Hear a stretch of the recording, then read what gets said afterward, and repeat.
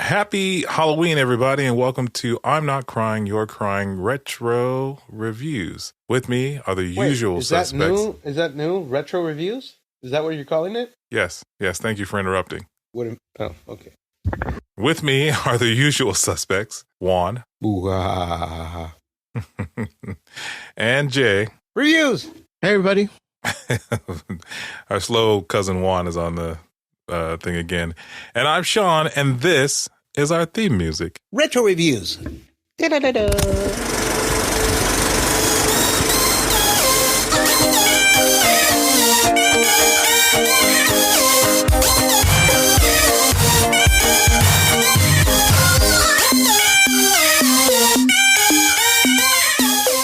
everybody, welcome back to I'm Not Crying, You're Crying Retro Reviews. This is our very first retro review. We're reviewing Nightmare on Elm Street, 1984. Yeah, it's so new that Juan didn't even know it was called Retro Reviews. Neither did you, motherfucker. Neither did you. Yeah, but he had the good sense not to interrupt. Well, I could put two and two together and figure out, well, it's a review of an old movie, so retro review. We've done old movies before, haven't we? Like which one? Didn't we do the Mario movie? That's not an old movie. Yes, it is. When did it first come out? We didn't do the original Super Mario Brothers movie, stupid. I thought we did. No, we didn't. No, we were planning to. It just never came together. Didn't we do another old movie? Which one? Yeah, which one? Unless you call your mom an old movie. Yeah, we did that one. Into the Ground. Oh, yeah. We were kind and rewinded. Yeah. Anywho. Yeah, this is a retro review on. So the movie is from 1984. I would have been all of -1. All yeah. You were a twinkle in your daddy's eye. Yeah, man. I was still basting. No. Anyway, you were in the baster waiting to be 6. stuffed in the stirkin. Man, well, Jay is the oldest person here. What was it like back in the 80s? What was it? Because there's some stuff happening in this movie here that it's only a product of its time. It's absolutely a product of its time. But this is, we're going to review the Nightmare on Elm Street from 1984. There was a remake back in 2012, I want to say. Michael Bay remake. Yeah, with Jackie Earle Haley playing Freddy Krueger. But this is, again, 1984 from Wes Craven. 1984 from Wes Craven, starring Johnny Depp. And if you haven't seen this movie, was he even credited? I thought Johnny Depp wasn't credited. He was credited. Was he? Yeah, but he didn't star in it. No, he didn't star. I don't think he credited him. He got let me Google him. Juan, why would he be in? Okay, so anyway, obviously there will be spoilers for this movie, but in Juan's words, it's been out since 1984, and if you haven't seen it, I don't think you really wanted to. But in the spirit of Halloween and the spirit of Juan-tober, which we didn't celebrate, so happy belated birthday, Juan. Fuck you. Thanks, man. Thanks. Yeah, you're welcome. It's fine. Let's talk about Nightmare on Elm Street from 1984. So yeah, to Jay's point, it didn't star Johnny Depp, but Johnny Depp was in it. The stars of this movie actually were Heather Langenkamp. Is that how you say this, Jay? I fucked it up. This is what I do best. Yeah, Heather Langenkamp. Yeah, Langenkamp as Nancy Thompson, Robert Englund as as Freddy Krueger.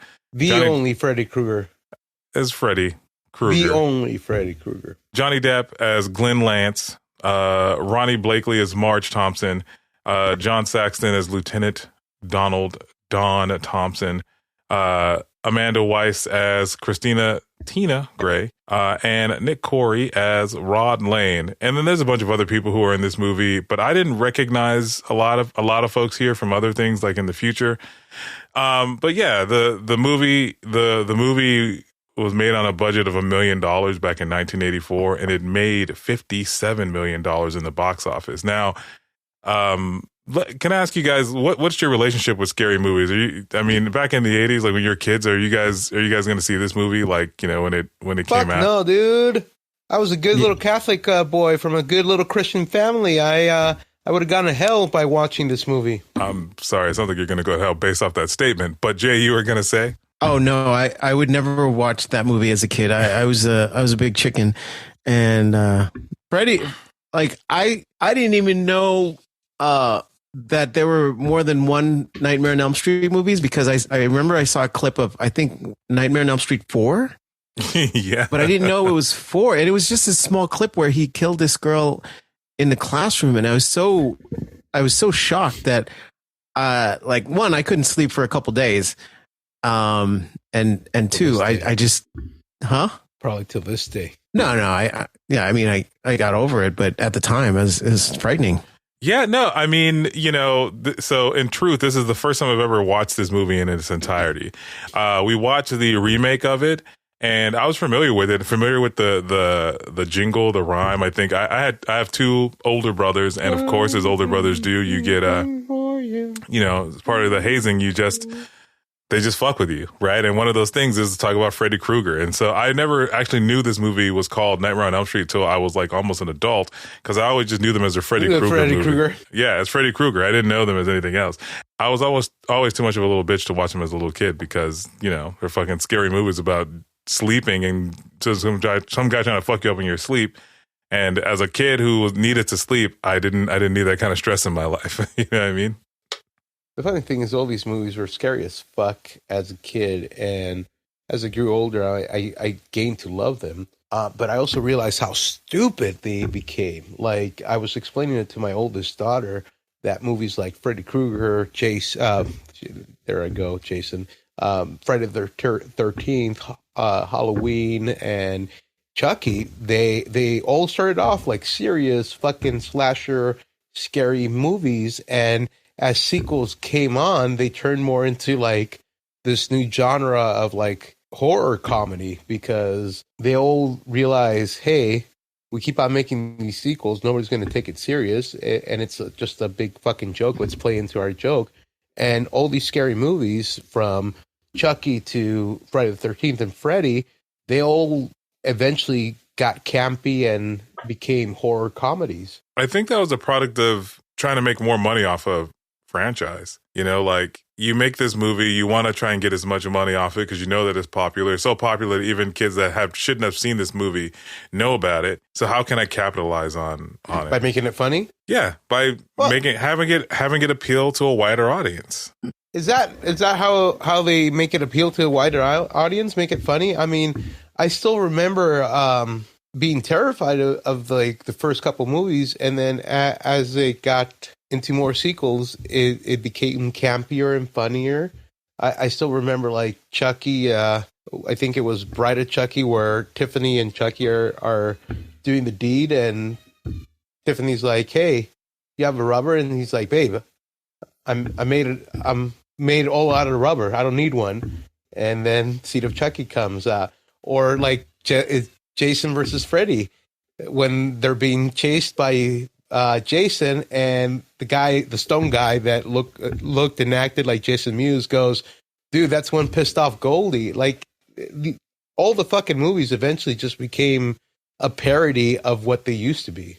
Well, weren't all the like slasher films, they were more geared towards teenagers, because when they were the ones, the one they were going to the movies, they were paying for the movies, plus it was into the movies. Well, yeah, it was a good, like, kind of a date movie where, like, you want to bring your date, and then they get scared, and then they jump into your arms. Yeah, and then you give them the popcorn surprise. Yeah, you have sex with them. Yeah, in the back of the theater or the middle of the theater. Who gives a fuck, right? But yeah, so and I think I don't know which slasher film from the 80s, like 90s, started this kind of trend, but Nightmare on Elm Street has always been one of those movies that it's a classic. Like, when people talk about classic horror films, classic slasher films, this is one of them.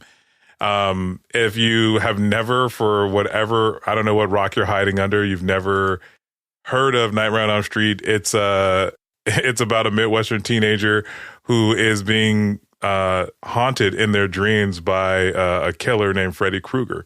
And how was Freddy what was Freddy's origin story? Don't just gloss over that. Well, in the remake that we're not talking about, Juan, No. His origin story, not in the remake, dude. His origin story from the beginning, he was like a serial killer that was the spawn of like 1,000 fucking convicts and that raped a nun or some shit like that. What did you get?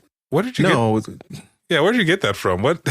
He was. I thought he was a pedophile, and then all the neighbors' parents, yeah, they trapped him into a basement, and they threw him into a furnace, and they killed him, and he's getting revenge on all the kids that are the kids of the parents who trapped him in that school and burned him to death. Yeah, no, isn't that is like how he became. He promised vengeance upon them all, even and the reason it was in the sleep, it's because it was one realm that the parents couldn't protect the children.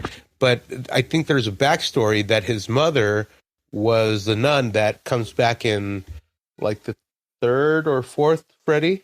Wait, we're only talking about the first movie, though. Yeah, like, that all ties together, man. Yeah, but we're only reviewing the first movie. You can't add all this other shit from another movie. Yeah, dude, what the fuck is wrong with you? So, but I mean, Juan, just to satiate your fucking off-topicness about the whole thing, Wes Craven said his idea for Freddy Krueger was inspired by a string of mysterious deaths in Los Angeles that were talked about in the Los Angeles Times, I should say. All the victims had recurring nightmares and died in their sleep. And additionally, the script characterizes Freddy Krueger as a child molester, which Wes Craven said was the worst thing he could think of, which is why it ended up that way. And then in this movie, the parents of that town that he was found in trap him in this school. They burn him to death, and now he's a burn victim who promised vengeance on these people, and this is how they are doing it through their children. So. Does that satiate you, Juan? Does that make you feel better? No, this will make me feel better. It was in Freddy Krueger 3. God damn it. That explains more of his backstory, but yes, he was the and I got this one wrong. It wasn't criminals. It was the insane. Yeah, we know you got it wrong. So there's people listening. They want to know what you think of the first movie from 1984. That's what they want to know, not what happened in Freddy Krueger 3. You ready? You ready, Juan? Are you sure? Are you afraid to talk about it? Is that why you keep going off topic? No, I fucking love Krueger. Freddy and Jason are probably my favorite ones. Fuck Mike Myers. So anyway, this movie follows these teens, and Tina Gray, who's not even the lead character in this movie. She's just like the lead character's like best friend, who has the most toxic, masculine boyfriend, I think, of any movie I've ever seen in my entire life. But she wakes up, she has this terrifying nightmare, and she has no fucking clue, like, what's going on. But she's attacked by a gloved man with finger blades in a boiler room, and she has no clue. So she tells her friend Nancy about it, and her friend Nancy, who is played by, oh my God, something Legenkamp, and her boyfriend, Glenn, who's Johnny Depp. And they're all kind of like, what the fuck's wrong with you? It's just a nightmare. Like, get the fuck over it. And it is not too long after that Tina is killed horribly as they go to have like a sleepover party, because none of the kids want to sleep alone, because realistically, they are all super scared of this fucking nightmare, because they all kind of start having some shit going on. It was a sex party. It was a sex party, but I just watched it this week, and again for the first time in its entirety, and I don't know, it wasn't a sex party for Johnny Depp, for Glenn. It was a sex party for Rod and Tina, because Rod shows up, pulls out his knife on Johnny, and then they go, "Hey, come on, guys, let's go inside before." And he's like, Rod turns around and he goes, "Wait, we'll be in the parents' room, don't bother us." And then Johnny Depp jumps on his girlfriend, Nancy, and she's like, no, we're here for Tina and Rod. So, like, it's not that kind of party. And he's like, oh, man, but come on. And I was like, fucking, what a jerk. Like, she invites him over. They literally sleep in the room next to where their two friends are fucking. And poor Johnny is just, he's just, minding his own business there. It is horrible. It is fucking horrible. And then in that same scene, after they, later in that same scene, after the kids have sex, they make a Tarzan and Jane reference about for teen sex. And again, this guy Rod is the definition of toxic masculinity. He rolls off of his girlfriend. He's like, "You feel better now? You're gonna be less crazy." And I was like, "Holy fuck!" I was like, "God damn, bro, take it easy." You feel better after I busted a nut in you? Yeah. It was fucking horrible. And then they fall asleep. And that's such a dude thing to say. Really? That's such a dude thing to say? Like, yeah, like, I just fucked you so good that I just set you straight. Really? Yeah. Wow. Well, all right. I'm sorry, Juan. But he basically, he was just like, I just fucked you so good, so you can't complain about shit right now. And then she said something about him screaming, and he was like, "Hey, I'm no Cincy, I'm no Nancy boy," or some shit like that. And I was like, bro, what? Like, goddamn, like you can't tell this guy anything. But shortly after, she is horribly fucking murdered. Like it is, and I don't remember. The first thing I'll say about this movie is, like, I don't know if you guys remember, but the practical effects for this movie were actually really, really good. Like, oh yeah, it's really, really good. Yeah, like, for all the stuff they pulled off and all the things they're able to do, like this first murder that introduces you to, like, just kind of the terror of, because you haven't even seen Freddy at all, right? So, like, he is just a mystery man that she's kind of seeing the shadows of. And he's a guy with a claw, and it like cuts her chest open, and like she bleeds all over the fucking place, and she's crawling on top of the ceiling. And I was just like, holy fuck, how are they doing all this stuff? And he's like in the room watching her be murdered, and he can't do anything. Yeah, on $1 million budget, they made all of this stuff happen. Well, I mean, I guess, yeah, if you got money behind it, it's $1 million in 1984. It's probably, it's not much. I mean, even $1 million in 1984, that's still not a lot of money to make a movie. Yeah. But it's an incredible scene, and like, it's followed up by the police showing up and everyone being super confused about how the fuck, like, this kid Rod murdered her, although he didn't have any weapons. He was in his fucking tighty whities, literally. It's fucking insane. But the crazy part of it is that, like, this kid Rod, he's a high school student, right? And he goes on the run from the police in this small town. And he doesn't go very far, right? He doesn't go very far. But they set up a sting operation on this kid where they just send out this girl, Nancy, to find him. And then police jump out of the bushes to arrest him so they can question him about what's-her-face's murder. And all this time, Nancy is now starting to have these nightmares, and no one is really kind of believing her. And no one, her parents, no one is, like, really taking her serious. Like, they're just kind of like, "Oh, what the fuck's wrong with you? Just go to bed like a fucking normal kid." Like, I don't fucking get it.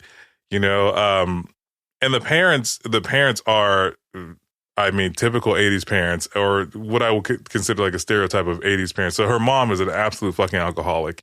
Absolutely. Like, this lady is getting fucking sloshed every night. And her dad is an asshole cop. And she is just like she's their only child who they are really just trying to, have her get through all this shit. Like, her best friend was just murdered by probably a guy, and they really don't give two shits about that.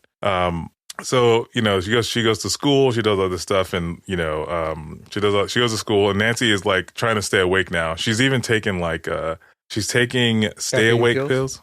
Was that one? Caffeine pills. Well, they were called Stay Alert, Fast Acting, but she immediately falls asleep like 15 minutes after taking them. Well, I think she hadn't... False advertising. She hadn't slept in days. Yeah, right? It was like 6 or 7 days at that point. And Freddie, she hadn't slept for a while. And then the next time she falls asleep, she actually falls asleep in class, and it burns her. She gets a burn on her forearm. And that's when you start to kind of understand, like, oh shit, like, there's this Freddie thing is kind of going through all these kids. I don't know how Rod's involved, other than the fact that he was just fucking that girl. But he was terrorizing women with his dick. Yeah. No, hey man, if you ask Rod, he was setting them straight. Okay. He was like, yeah, come over here if you want to be set straight for the week. If you want to act right. In his eyes, he was a sexual therapist. Yeah. He was a realignment coach. Yeah. But again, the plot isn't very thick here. It's really kind of built around the. You could also argue that Rod and Freddy Krueger would have worked together because Rod would fuck him so good that they would fall asleep, and then Freddy Krueger would just move in and kill them. I mean, maybe Rod is the serial killer. That's when he was like, "Listen, Freddy, I got a deal. I'll fuck them to sleep, and you can slash them to death." That is. Freddy's like, "Listen, Rod, I need someone to put these bitches to bed so I can kill them." I got you, Freddy. Yeah. I got the dick that can put all the bitches to sleep. That was a good Freddy impersonation. Oh, thanks. Well, it was not the first time he's done it, but anyway, yeah. So Rod, he's on the run. He actually gets arrested, and they question him, and they let him go because they don't really have anything on him. There's no proof, no weapon, no nothing. Everything's circumstantial. Yeah, real crime drama detail there. But what I found to be crazy is that this girl hasn't slept for 7 days. No one's really taking her seriously. She falls asleep in class, and she tells her boyfriend, and her boyfriend is just kind of like, yeah, but like, can we fuck? He's like, it'll probably make you feel better. And she's like, you're no Rod, Glenn. Okay. Rod's a little better with this kind of stuff. Like, listen, you're sweet and you're great, but no, you're just not, you're no Rod. And so like Johnny, he's basically a next door neighbor who's like trying to fuck this girl the entire movie. And she is just like, but this guy's trying to fucking kill me in my dreams. Okay. And she just is super obsessed with it.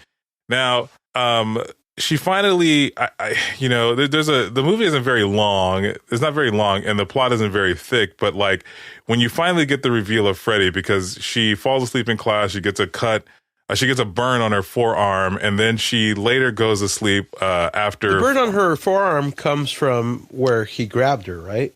No, she hit a steam pipe, and the pain of the steam pipe woke her up in class. And then she was like screaming, and everyone was kind of like, "Oh shit, she's still in shell shock from having her friend die." So that's where they think these nightmares are coming from. And she's trying to explain to them like, "Hey guys, this motherfucker really is trying to kill me. Like I think there's a problem here."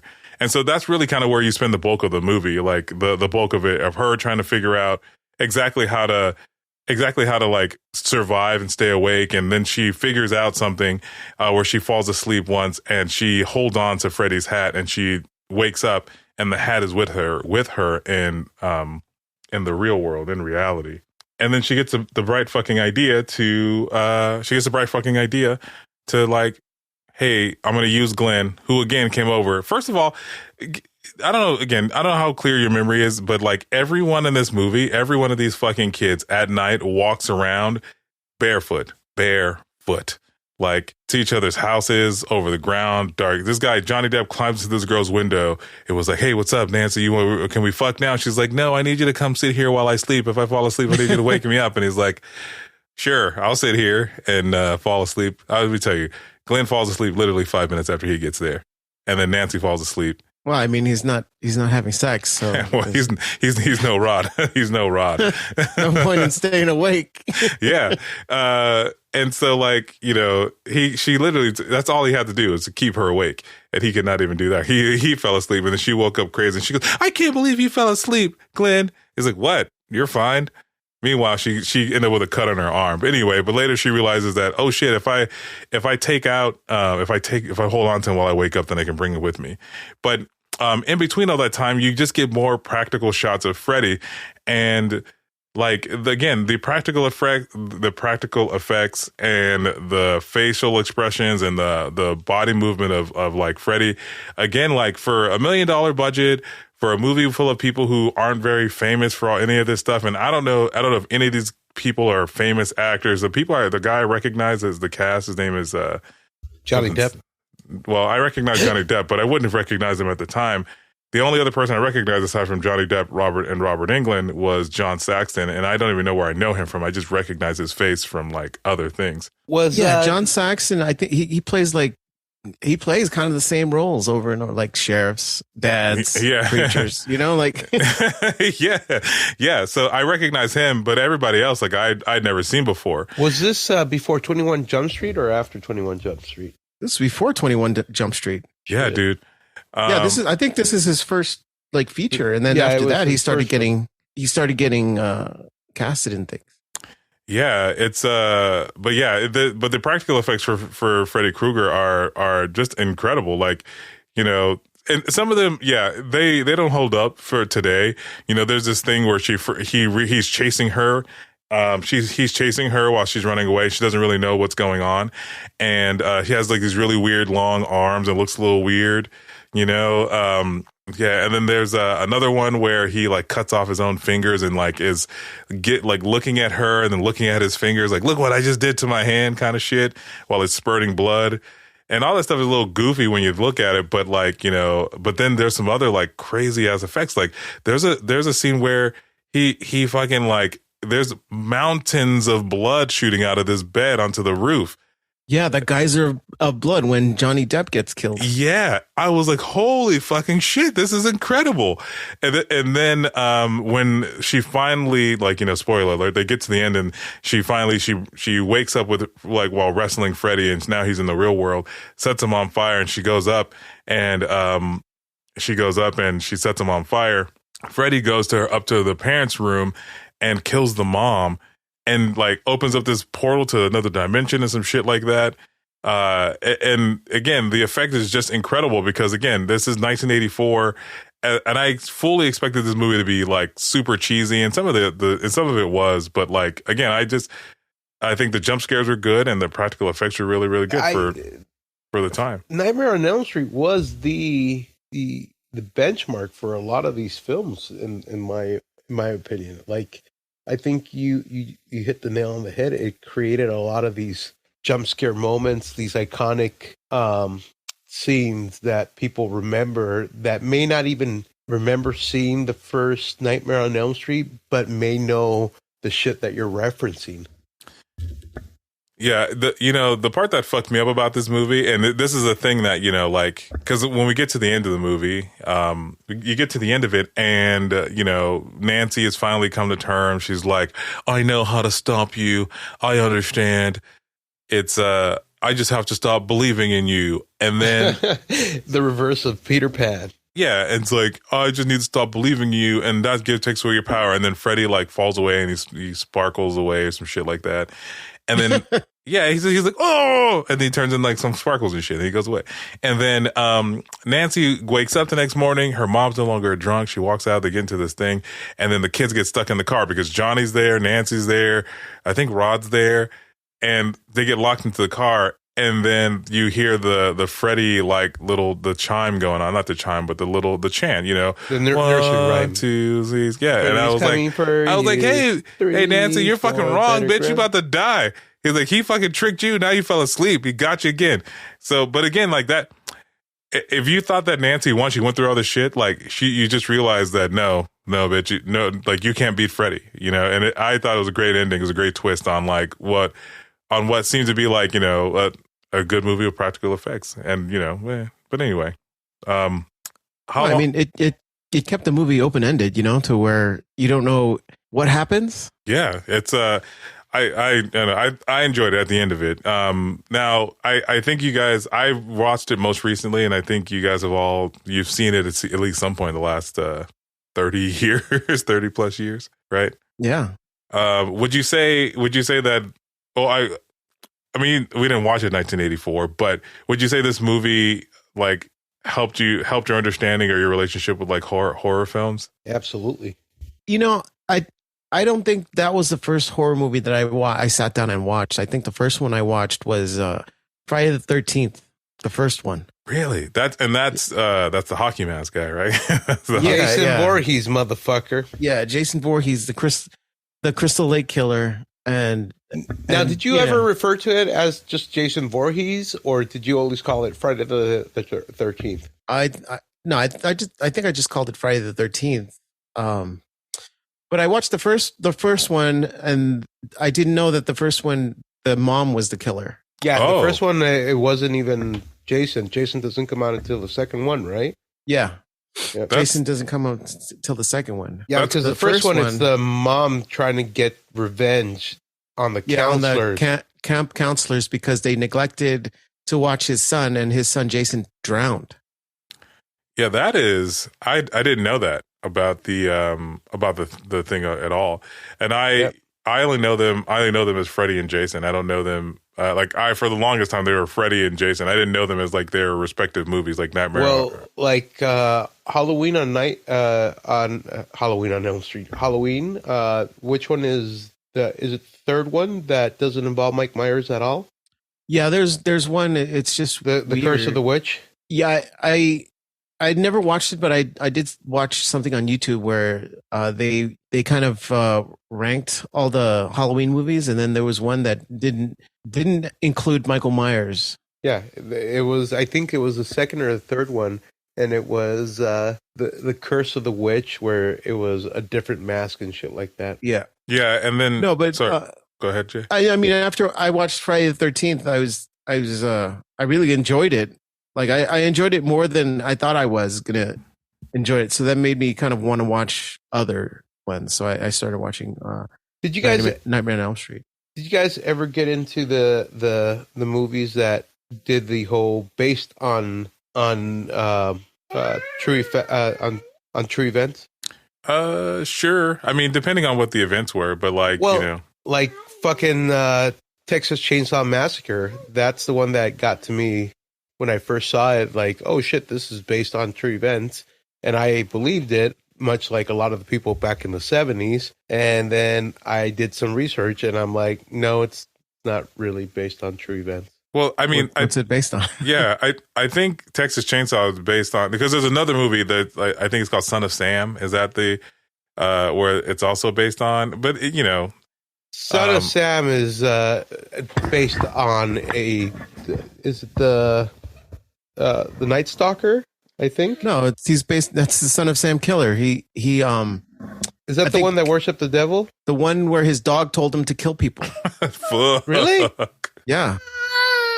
That is, that's fucking crazy. The thing about the based on a true story killings for me is that I don't know enough about the urban legend that created it that would help me understand exactly what it is I'm fucking watching. So like at the end of the day, like it doesn't really matter because it's all a horror film. Like for me.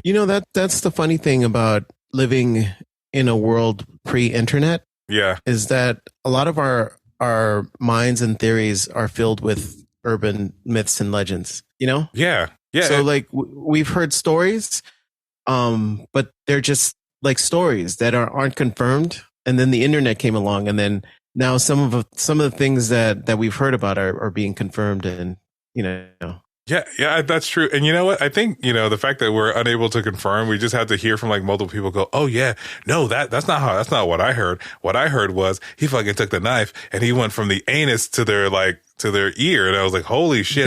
Yeah, you know what I mean? And it's like, oh, I didn't know that. And then everybody else tells the same fucking story. And that's, that's 10 times scarier than like going on Google and saying, oh, actually, Son of Sam was some guy who went door to door selling potatoes and he killed 2 people because they fucking pissed him off, like. Yeah, it's not as exciting as the urban legends that live in our brains. Yeah. And I think, what, Jay, that's a great point that like, nothing can be left to the imagination anymore because the advent of YouTube and like Google and Wikipedia and all this shit that like, yeah, I mean, maybe that's part of why, slasher films and all these things just devolve into comedy because that's really the truest art of like the truest form of trying to do something unexpected, right? That's why people laugh because you don't expect what's going to happen. Hey, since you just saw Nightmare on Elm Street a lot more recently than Jay and I, which one did you like better, the original or the remake? And the only reason I'm asking is because you did not watch the original one until this week, whereas Jay and I actually grew up on that shit. You grew up on it. You're sipping it every week. And honestly, I think after watching this one, I mean, I think I like the original a little bit better. I think Jackie Earle Haley as a character actor did a fine job impersonating or trying to do his own thing. But I feel like I feel like this original movie had a lot better, practical effects, and not that because the other one has good practical effects too, but I just feel like it had, I don't know, it just felt more organic, more real, more, Yeah, I've seen some of the remakes to some of these old horror films, and the remakes they look so clean. Yeah.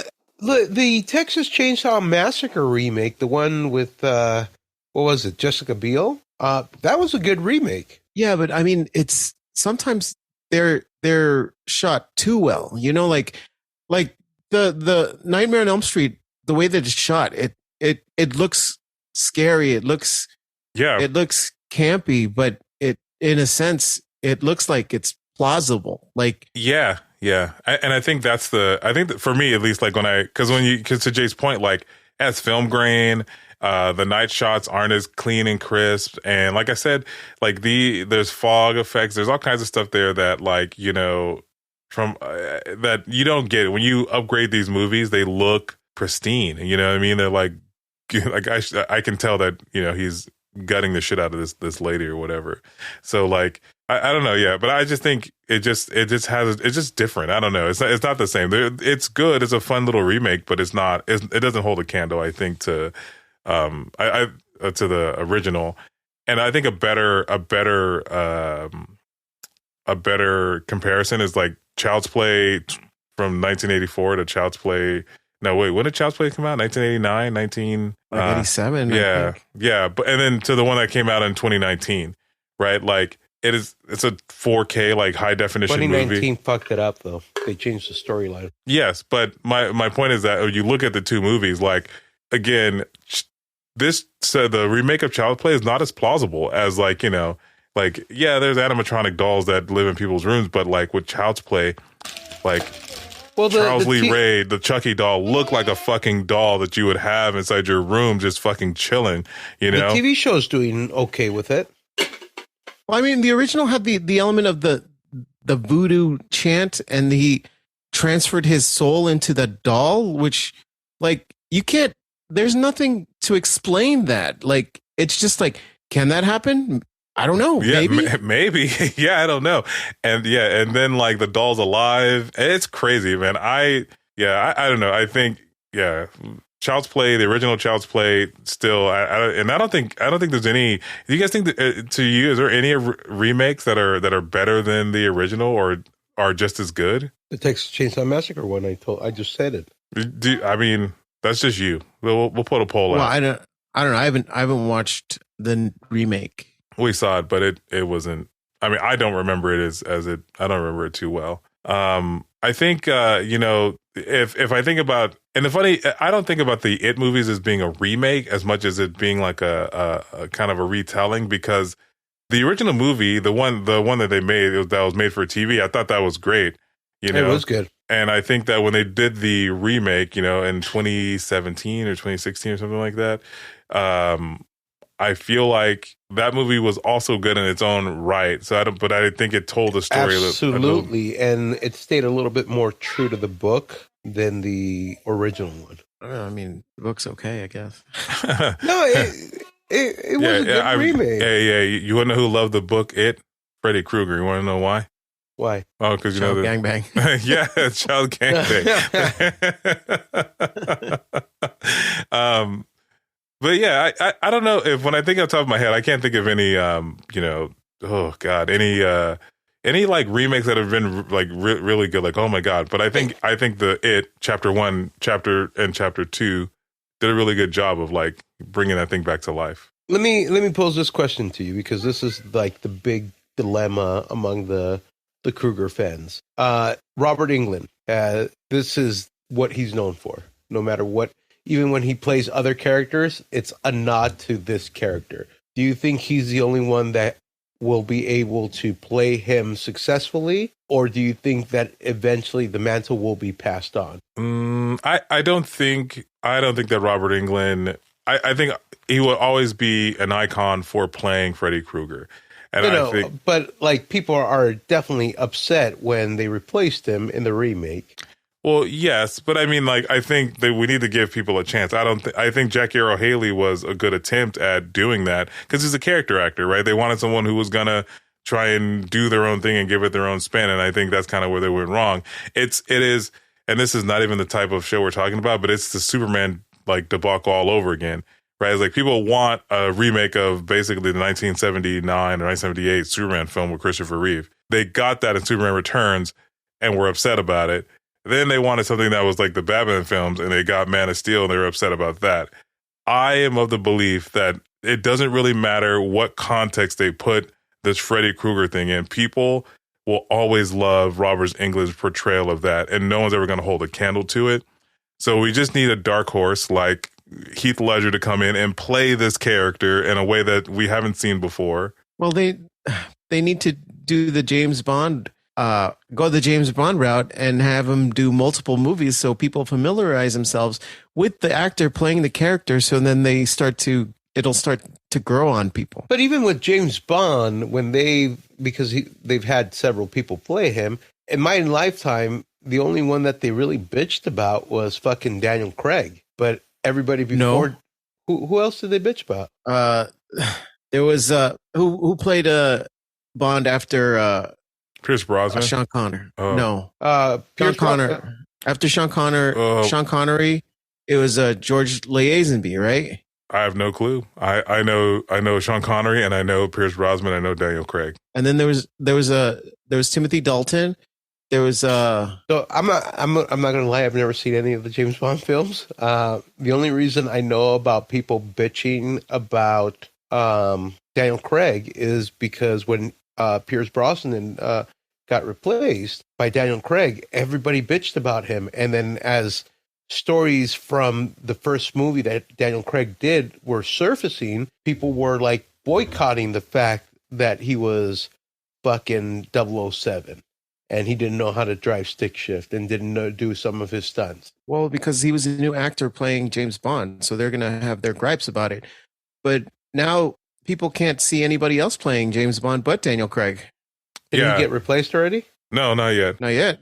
I think there was talks of having Idris Elba play James Bond at some point, and I think he turned it down because he didn't want to. He wanted to go do his own thing, but you don't want that heat. yeah. It was George Lazenby from 1968 to 1969. Then it was Roger Moore. Moore, yeah. Yeah. Then it was Timothy Dalton. Then Pierce Brosnan. And then you skipped Sean Connery. Well, Sean Connery was first. Yeah, Sean Connery was first. Then George Lazenby replaced him for one movie, and then he got replaced by Roger Moore. Roger Moore did several James Bond movies, and then it was Timothy Dalton, and then Pierce Brosnan, and then Daniel Craig. Yeah, and I'm surprised you've never seen them, dude. They're really good action films. No, I lied. I may have seen. Which one's the one with the melted face guy? I think that's Skyfall or Spectre. Who played the melted face guy? Oh, that was called the guy who's in No Country for Old Men. Yeah, Javier Bardem. There it is. That's his name. Thank you. Yeah, I couldn't think of his name. But anyway, to circle back to the horror. I think Robert Englund is always going to have a special place in everybody's heart. And I think to Jay's point, they just need to give someone a chance to play it. But I think we just need someone to like let this actor kind of do, because that's what happened with Daniel Craig. Is like they wanted someone who was going to come in and be James Bond and play him like super sexy, but Daniel Craig played him like a fucking hitman, with manners. And so like you compare the two, they're not in the same James Bond, And I think with Robert Englund, you just need someone to come in and just like and play the character who's just going to take a different take and let people enjoy that. It's fun. It's funny though with these horror movies, the murderer is the protagonist. Yeah. It's and I think to that point, like Freddy doesn't get a really good backstory until the third movie. Yeah, the third movie, which is insane. It's like soldiers or these kids that are just being killed are just people we're watching run away for an hour and a half. Hey, which one is the Freddy film where it's not the the kid that's dreaming, but the fetus that's having the dreams, dream child, or I don't know, Dream Warriors. Is it on the third one as well? I don't remember. Yeah, no clue, dude. The teenager is pregnant, and she's like, "But I'm not even falling asleep, and I'm still having these dreams while I'm awake." Turns out that she was asleep. She's pregnant. What and a it's twist! The fetus that's having the dreams. Now I have to look. Rod strikes again, dude. He's like, "Hey, I put this baby in this lady." So go do your thing, Freddie. Go do your thing. So out of I don't know. There's a bunch of Claws. weird stuff. Knife gloves. Knife gloves.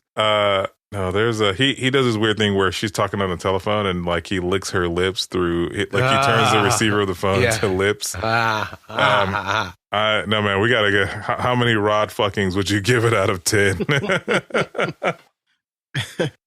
How many rod sessions? Yeah, how many? Dream child. Freddy Krueger 5 is the one where the fetus is the one having the dreams. Thanks, Jarvis. You're welcome. How many rod fuckings would you give it out of 10, Juan?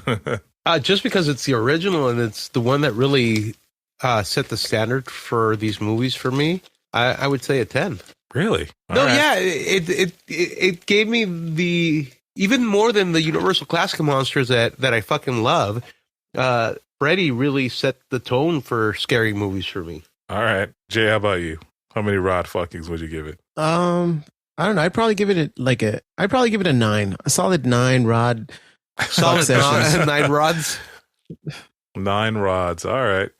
Yeah, I mean it's good. The practical effects are amazing, and it's really scary. It is. It is. It's the suspense is there. Like especially when you haven't seen Freddy revealed yet, and then when he is revealed, you're like, what the fuck is up with his face? And you don't get much on his backstory. Though I would say I would give it a 7 or 8 out of 10. Because I think the child acting is bad. I don't think that Nancy is a great actress at all. I think the practical effects are great. I think the plot's a little thin.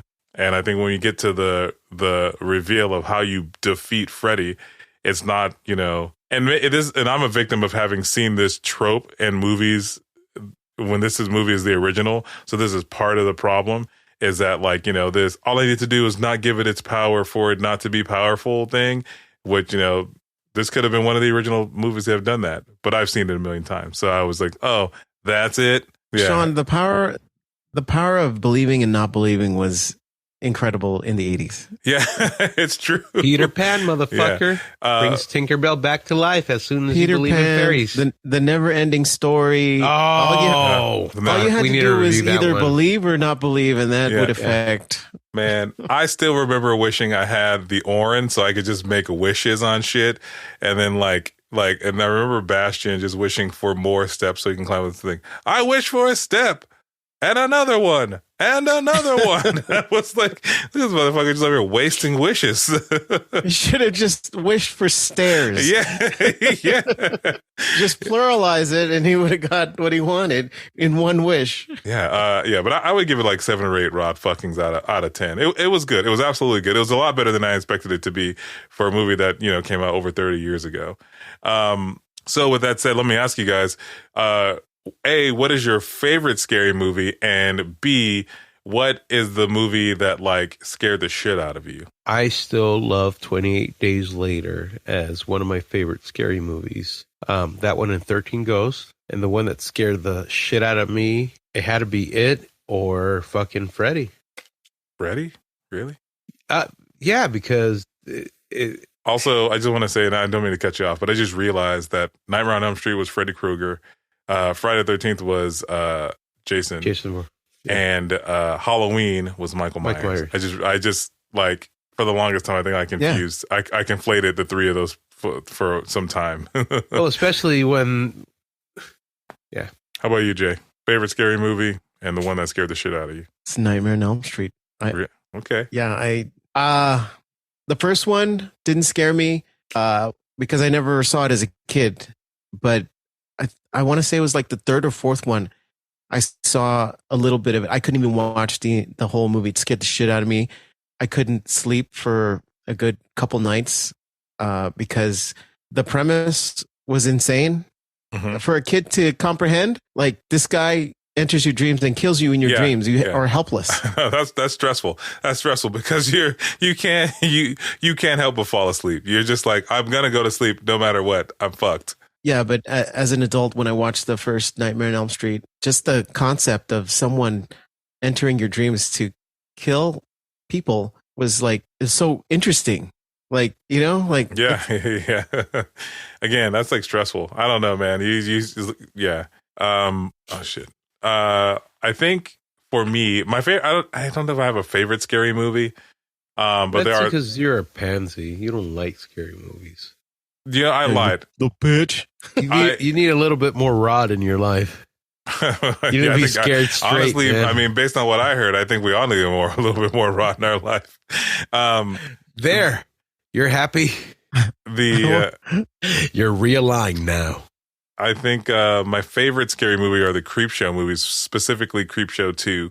And the movie that scared the shit out of me is not even a scary movie. And I think I told you guys about this, maybe like in the early seasons, but you remember that movie Moonwalker by with Michael Jackson? Yeah, dude. Basically a really long. Oh, yeah. Yeah, it's like a really long fucking music video. Yeah. Fuck you. Don't bash Moonwalker. I mean, it could be worse. He could have made a whole Halloween thing where he pretended to be a ghost so that people would think that he was a ghost and not a pedophile, you know. Wait, didn't he? Yeah, he did do that. What was it called again? I can't remember. But he was a ghost, and he invited all these kids and parents to their house to prove that he wasn't a ghost. But in Moonwalker, in the movie Moonwalker, there's a scene where they jump Michael Jackson and he becomes a tank. And this, as a kid, I was like, why the fuck is Michael Jackson turning into a tank? And why the fuck is he like killing all these people? And that stuck with me for the longest time. And I never wanted to watch Moonwalker ever again. And you shouldn't see the extended cut of black and white, man. Well, yeah. And then it got it so bad that even that rabbit, like I used to have nightmares about that rabbit that was on that motorcycle, you know, from Moonwalker. So anyway, yeah, that's my that's my stupidity for this Halloween season. The last thing I'll ask you guys is, because we've talked about this before, but Dots.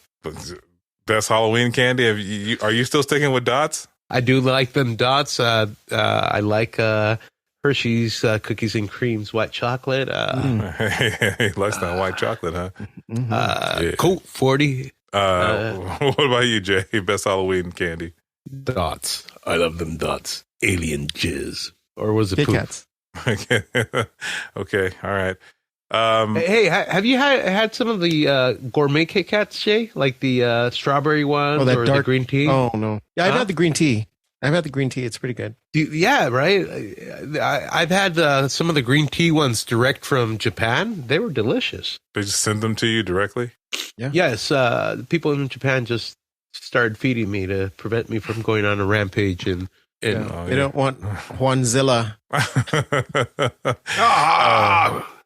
What? Anyway, yeah. Smarties. I love Smarties. They're delicious. Are you talking about the chalk candy or the British M&Ms? Yeah. Why would I be talking about the British M&Ms?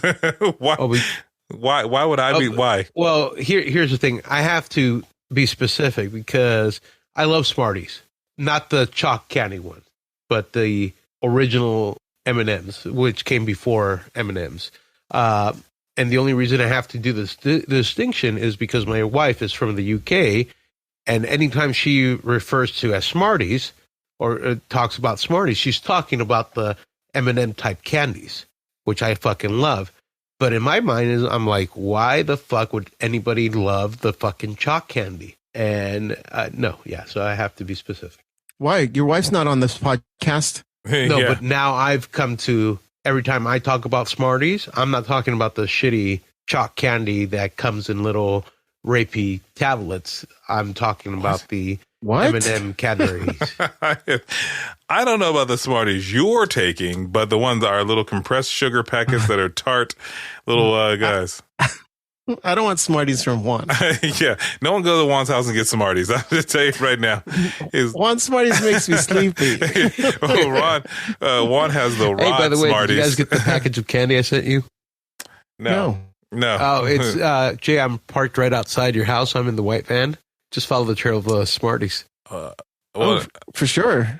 well, I'm gonna find some alien to jizz so you can eat their dots. And anyway, I do like dots, man. Well, gentlemen, thank you because very of the much. show, every time my wife sees dots, she has to point it out at the fucking store and then join in and make fun of me.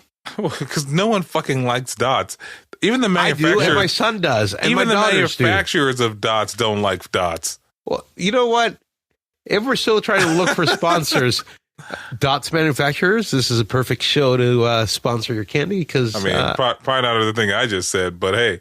But anyway, gentlemen, thank you for helping me do this retro review of the movie review Nightmare on Elm Street. What is your favorite scary movie? What was the scariest thing you've ever seen? Human Centipede. What's your favorite Halloween candy? Tell us. We want to know. Juan, there's no outro for you. So everybody remember you can find us on Facebook, Instagram, Twitter, and all the socials at INCYC Show. Or our website at INCYCShow.com. You can email us at INCYCShow@gmail.com. And do not forget to rate and review us on iTunes because it helps us find more people like you, or on the Apple Podcast app. Down at the bottom, there's a space there for you to check and click into our actual site there and review us. Helps us find more people like you. With that said, happy Halloween, everybody. Happy Halloween. Happy Halloween.